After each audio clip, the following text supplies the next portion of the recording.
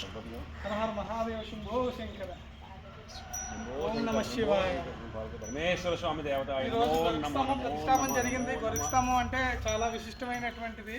అంటే గోవు అంటే గతించినటువంటి పెద్దలు ఎవరైతే ఉన్నారో ఆ గతించినటువంటి పెద్దలు నరకంలో ఉంటారు చాలామంది.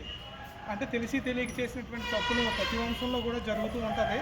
అలాగా జరుగుతూ ఉన్నప్పుడు ఆ గతించినటువంటి పెద్దలు ఎవరైతే ఒకవేళ నరకంలో ఉన్నప్పటికీ ఈ తర్వాత తరంలో ఎవరైతే ఇలాంటి గరుక్స్తంభాన్ని ప్రతిష్టాపన చేస్తారో ప్రతి ఆవుకి దురద పుట్టినప్పుడు తోకతోటి దాన్ని సరి చేసుకుంటుంది దురదని.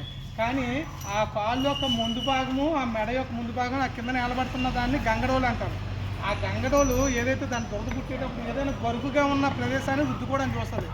అయితే ఈ గరుక్స్తంభాన్ని ఏర్పాటు చేయడం వల్ల ఈ గరుక్స్తంభాన్ని రుద్దుకున్నప్పుడు దాని యొక్క వెంట్రుకలు రాలుతాయి. ఆ వెంట్రుకలు రాలిన కారణంగా 33 కోట్ల దేవతలు కూడా వచ్చి ఆ వెంట్రుకలను లెక్క పెడతారంట.